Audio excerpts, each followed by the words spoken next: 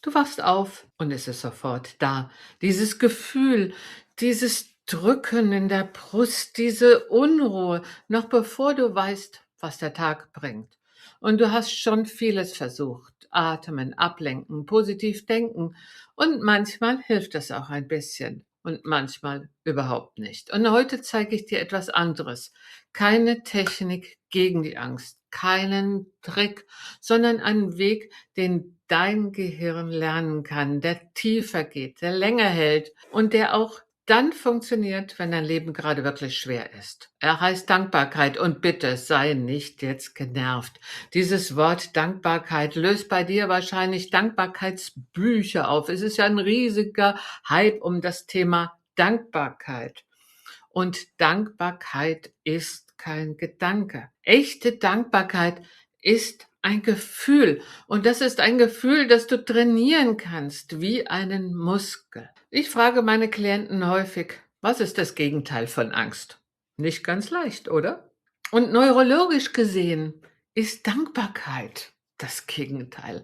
Auch wenn sie sich noch so winzig anfühlt, nicht das riesige Gefühl von Dankbarkeit, sondern ganz, ganz wenig reicht. Angst aktiviert dein Alarmsystem. Sie spannt den Körper an, verengt den Atem, schickt Gedanken in die Zukunft. Was wenn, was dann, was wenn es schlimmer wird?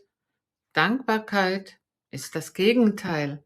Sie bringt dich ins Jetzt, in den Körper, in das, was gerade real und tragend ist. Und das Entscheidende, beide Zustände können nicht gleichzeitig existieren. Du kannst nicht Angst fühlen und gleichzeitig dankbar sein. Nicht in deinem Gehirn, nicht in deinem Körper.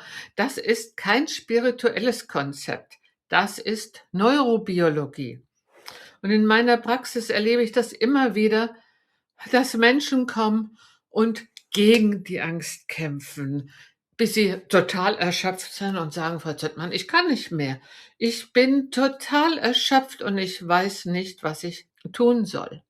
Und da ist Dankbarkeit ein ganz toller Mechanismus, um zu lernen, dass Kampf nicht das Mittel der Wahl ist. Das ist der Kern. Dankbarkeit ist eine Fähigkeit. Und wie jede Fähigkeit kannst du sie trainieren. Und jeder kann sie lernen. Jeder kann sie trainieren. Wie ein Muskel.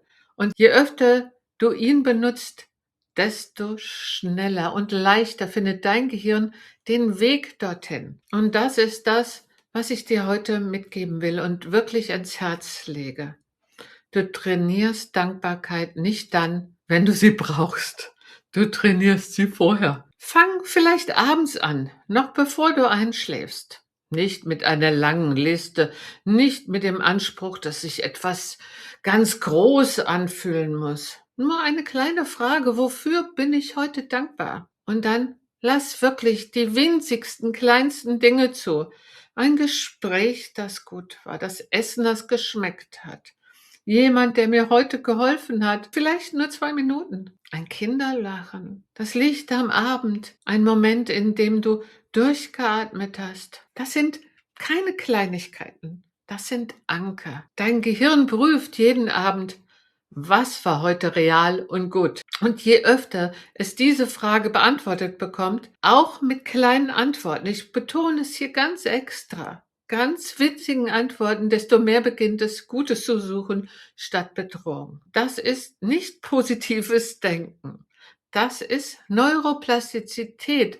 Dein Gehirn baut sich wirklich um. Und worauf wir uns fokussieren, das wächst. Und noch etwas, und das ist mir ganz wichtig zu sagen, Dankbarkeit schließt Kummer nicht aus. Zu mir kommen Menschen, die oft sehr, sehr verzweifelt sind. Und das heißt nicht, dass sie nicht auch Dankbarkeit fühlen können. Dankbarkeit bedeutet nicht, dass alles gut ist. Sie bedeutet, dass du siehst, was trotzdem da ist. Und das ist der Unterschied. Und das ist, was trägt, nicht nur kurzfristig, sondern auch langfristig. Und wenn du abends Dankbarkeit trainierst, verändert sich dein Morgen. Dein Gehirn kennt den wegbereit. Es muss ihn nur noch abrufen. Und dafür gebe ich jetzt eine Übung, die das unterstützt, körperlich, direkt und sehr schnell. Sie kommt aus der EMDR-Therapie, einer ganz wirksamen Methode bei Angst und Trauma. Und sie heißt die Schmetterlingsübung. Lege beide Hände überkreuzt auf deine Brust, so wie ich das jetzt gerade mache. Die rechte Hand auf der linken Seite, linke Hand auf der rechten Seite, wie ein Schmetterling, der Flügel anlegt. Und jetzt klopfst du sanft, abwechselnd. Rechts, links, rechts, links. Nicht schnell, nicht fest, wie ein ruhiger, gleichmäßiger Herzschlag. Dieses bilaterale Klopfen, abwechselnd rechts und links, spricht beide Gehirnhälften gleichzeitig an. Es sagt deinem Nervensystem: „Ich bin hier, es ist jetzt kein Notfall“, und es öffnet gleichzeitig den Zugang zu Gefühlen, die tiefer liegen. Bleib eine ganze Zeit lang beim Klopfen, vielleicht 3 Minuten, und frag dich jetzt: „Wofür bin ich dankbar?“ Nicht suchen, nicht anstrengen, nur offen sein. Vielleicht kommt ein Gesicht, ein Moment von gestern, das Gefühl von Wärme.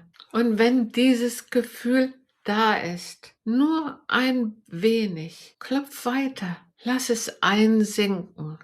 Dieses Klopfen ist wie ein Anker. Du verankerst gerade dann diesen Zustand in deinem Körper. Dankbarkeit und Sicherheit. Bilateral und tief. Das kannst du im Bett machen. Wirklich für 2, 3 Minuten, bevor der Tag beginnt. Und je öfters du es machst, auch wenn es sich am Anfang leer anfühlt, auch wenn du nicht glaubst, dass es etwas bringt, desto schneller wird dein Gehirn morgens diesen Weg finden. Nicht als Kampf, sondern als Heimkommen. Angst morgens, das ist manchmal das Schwerste, weil es noch keine Wahl gab, weil der Tag noch nicht mal angefangen hat. Aber du kannst deinem Gehirn beibringen, woanders hinzuschauen. Nicht weg von der Angst, hin zu dem, was trotzdem da ist. Abends eine Frage: Wofür war ich heute dankbar? Morgens eine Übung: Hände auf die Brust, klopfen, spüren, auch mitten im Kummer. Was trägt mich gerade? Das ist kein Trick, das ist Training. Und Dankbarkeit trainiert wird, ist stärker als jede Angst.